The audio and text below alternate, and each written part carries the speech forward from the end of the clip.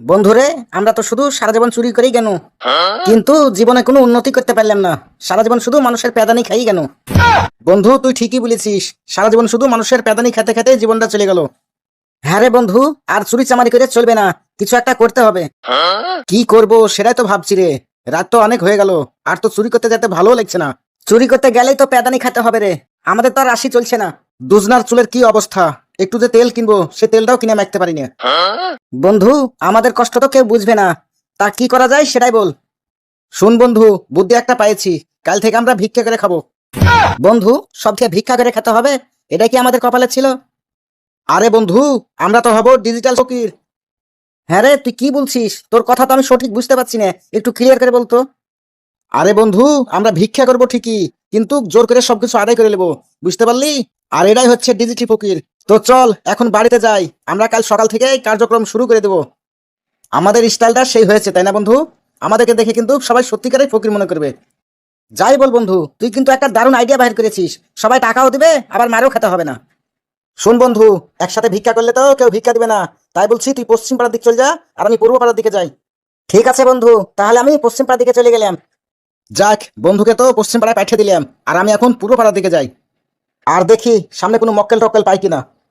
আমাকে কয়েকটা টাকা দেন গো স্যার, আপনার মেলা সোয়াব হবে। আজ 20 দিন হলো না খেয়ে রাস্তায় রাস্তায় ঘুরে বেড়াচ্ছি। এই পৃথিবীতে আমার আপন বলতে কেউ নাই, আজ পর্যন্ত বিয়েটাও করতে পারেনি, শুধু একটা ছেলে আছে। এই ছেলে আছে মানে তুমি না বিয়ে করনি, তাহলে ছেলে কোথেকে আসলো? खत्म। এ রে, কি বলতে যায় কি বলে ফেলালাম, মার মনে হয় খেতেই হলো। স্যার গো, ও স্যার, পেটে দানা পানি নাই তো, তাই কি বলতে যায় কি বলে ফেলাছি। দেন গো স্যার কয়েকটা টাকা, আজ 20 দিন থেকে না খেয়ে আছি। কি বললা তুমি? 20 দিন থেকে খাওনি? 20 দিন থেকে না খেয়ে থাকলে কি মানুষ বেঁচে থাকে? আবার ভুল, এবার মনে হয় আমাকে ভিক্ষা দিবে না। স্যার গো, পেটও অনেক খিদে তো, তাই মাথা ঠিক নাই, তাই 2-3 দিন বলতে যে 20 দিন বলে ফেলালছি। শালা আমিও পাগল, ফকিরের সাথে এতক্ষণ ধরে বক বক করার কি দরকার, কয়েকটা টাকা দিয়ে দিলেই তো হয়। শোনো, এই লাও 30 টাকা, সামনে কালা রুটি পাওয়া যাবে, কালা রুটি খাই লিও। স্যার, এটা আপনার বিবেক হলো? 30 টাকাতে কি এখন কিছু হয়? 1000টা টাকা যদি দিতেন, তাও আমি একটা ভালো হোটেলে যেয়ে ভালো মন্দ খেতে পারতাম। এই চ্যাংরা, এই তোমার কি মাথা ঠিক আছে? আমি তো প্রতিদিন 1000 টাকা কাজই করতে পারি না, তোমাকে আমি 1000 টাকা দিব কোথা থেকে? শুনেন, এত কথা আমি শুনতে চাই না, আপনাকে 1000 টাকা দেওয়া লাগবে, না হলে কিন্তু আমি মাল বাহির করবো। এই ফকিরের বাচ্চা, তুই আবার কি মাল বাহির করবি রে? এই নিচের দিকে তাকা, তাহলেই বুঝতে পারবি। এ রে ভাই, খবরদার ওটা ঢুকাস না। এই লে ভাই তোর 1000 টাকা, তবুও কিছু করিস না আমাকে। শালা ফকির, তোকে কিন্তু আমি সময় মতো পুলিশ দিয়ে ধরাবো। বাহ, কি সুন্দর টেকনিক, কয়েক সেকেন্ডে 1000 টাকা ধান্দা হয়ে গেল, সামনে তো আরো সময় আছে। ঘুম হারাম করে রাতে চুরি করতে যায় বাটাম খাওয়ার কি দরকার, এই ধান্দায় তো দেখছি ভালো ধান্দা। চাচা, কয়েকটা টাকা ভিক্ষা দেন। ফকিরের জ্বালাতে আর বাঁচি নে, যখন সখন ফকির এসে হাজির। এই লাও 2 টাকা, লিয়ে এখান থেকে যাও।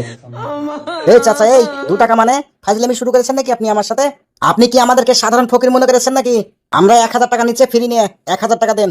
তুমি কি আমেরিকার ফকির নাকি যে তোমাকে 1000 টাকা দেওয়া লাগবে? আমি আমেরিকার ফকির না, বাংলাদেশেরই ফকির। নিচের দিকে তাকে দেখ, তাহলেই বুঝতে পারবি। বাপ ও বাপ, তুমি 1000 টাকা না 2000 টাকা লাও, তবু তুমি ওটা পকেটে ঢুকে রাখো, আমাকে আর দেখাইও না। আমার খুব ভয় করছে তোমার ওই যন্ত্র দেখে। বাপ রে বাপ, এরকম ফকির তো আমি জীবনে প্রথম দেখলাম, জানি না ভবিষ্যতে আরো কত কি দেখতে হবে।